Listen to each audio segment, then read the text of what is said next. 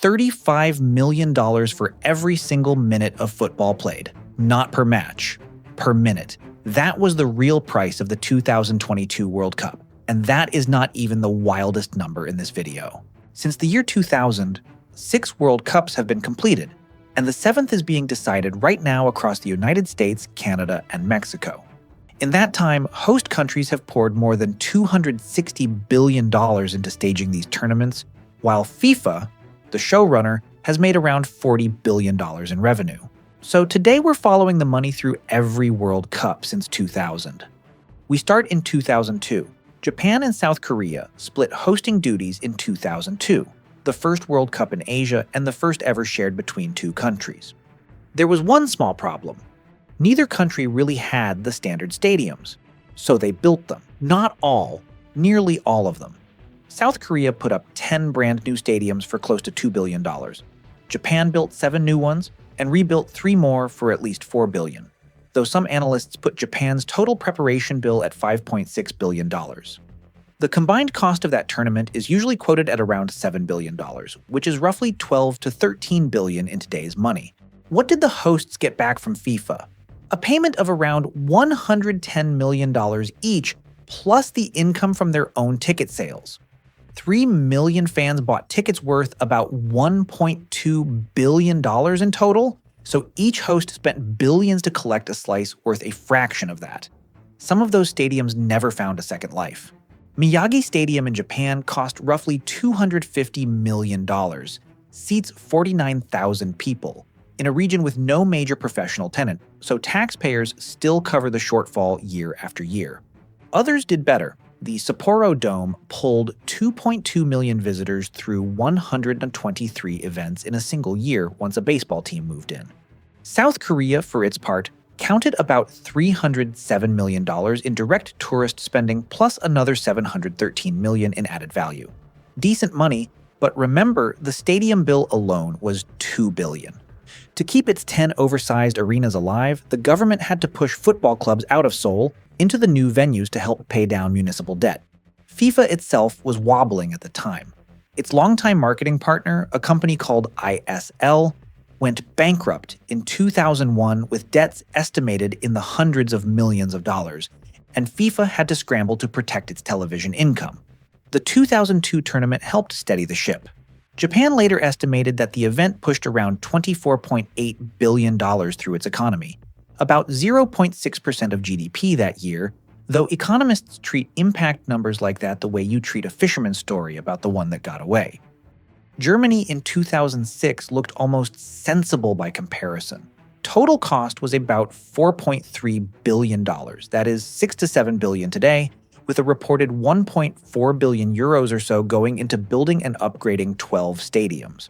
Germany already had world-class venues and mostly polished them up, which is exactly why the bill stayed low. Tourism revenue rose by roughly $400 million during the tournament. Retail sales connected to the event added an estimated $3 billion, about 3.4 million tickets were sold, and organizers reported around 500,000 jobs linked to preparations. A figure independent economists again called generous. FIFA's income for the 4-year cycle around 2006 came to about $2.6 billion.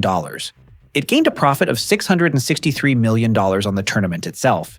For years, Germans called that summer the fairy tale. Then, in 2015, the fairy tale got audited. Investigators uncovered a mysterious payment of 6.7 million euros connected to the tournament. Money nobody at the top could cleanly explain. The scandal ended careers across German football. So even the cheap World Cup came with a hidden line item. South Africa won the 2010 tournament bid, the first ever on African soil.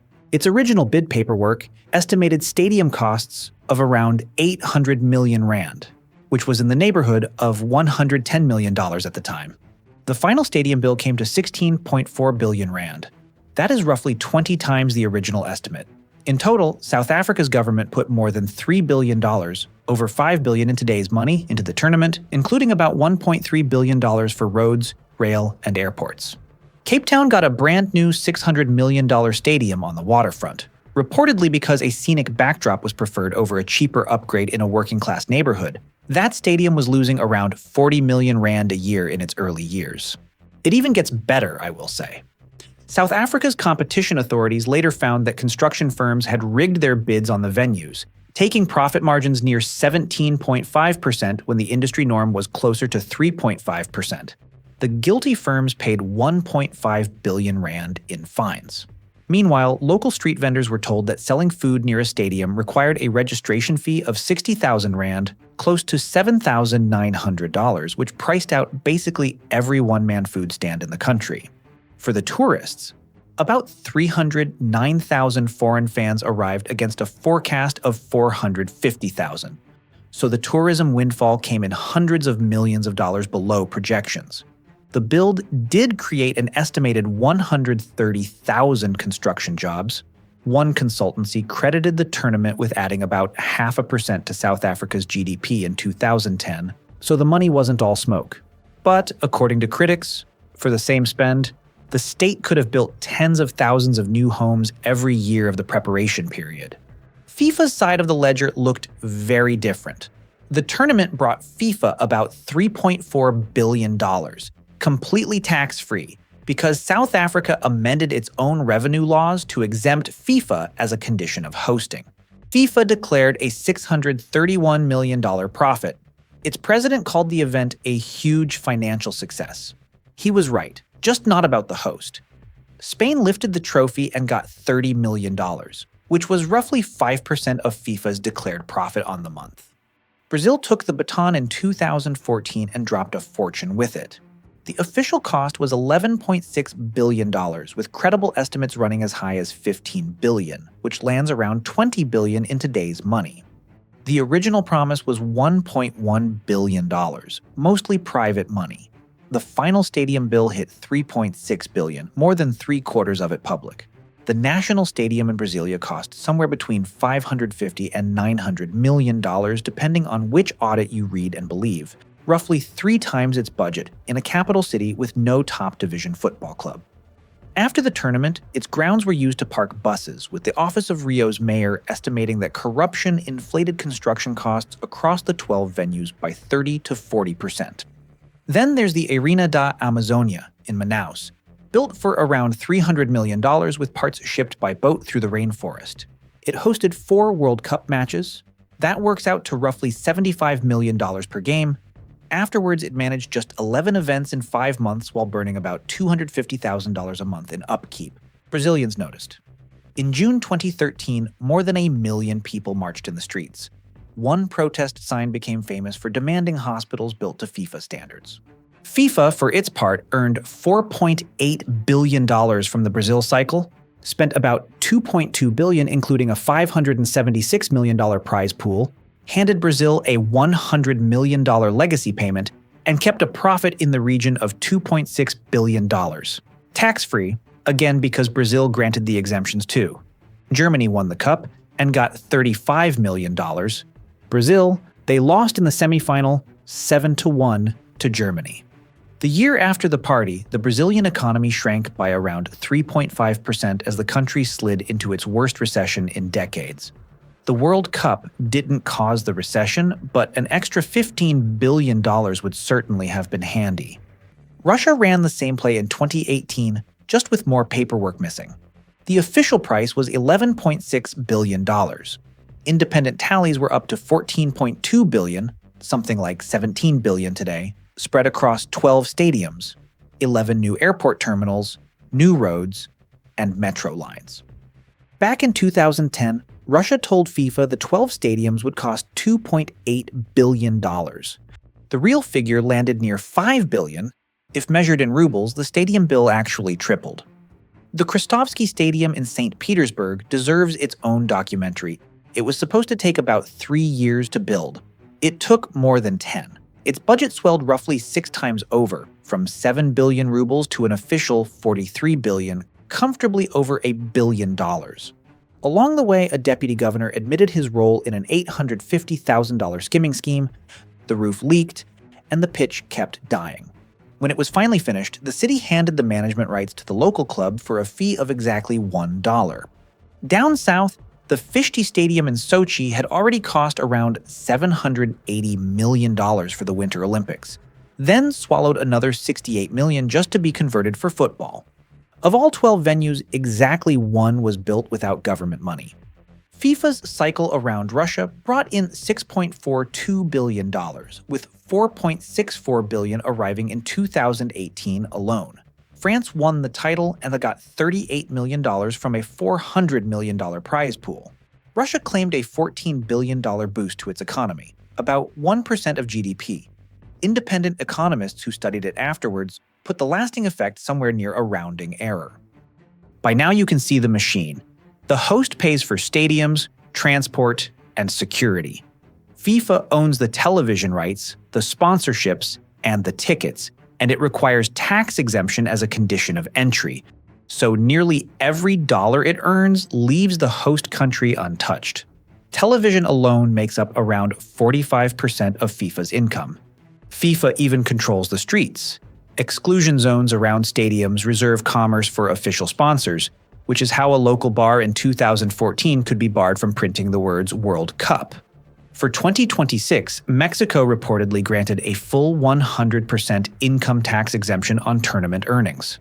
FIFA's 4-year revenue climbed from $4.19 billion in the cycle around 2010 to $5.7 billion around 2014 to $6.42 billion around 2018, while its reserves grew from near crisis in 2002 to almost $4 billion, with total holdings including cash near $4.8 billion by the end of 2024.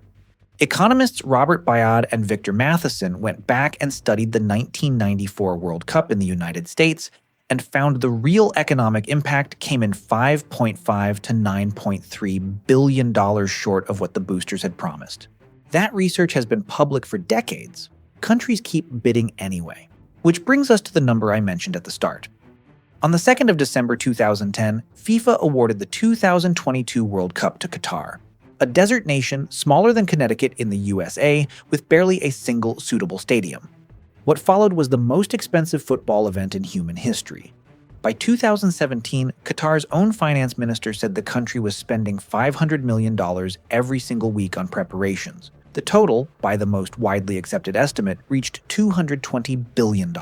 Qatar never officially confirmed it, and its own World Cup chief, Hassan Al Thawadi, puts direct spending on the tournament and the 7 new stadiums at just $6.5 billion. The stadiums themselves, including the air-conditioned ones, were only $6.5 to $10 billion of that.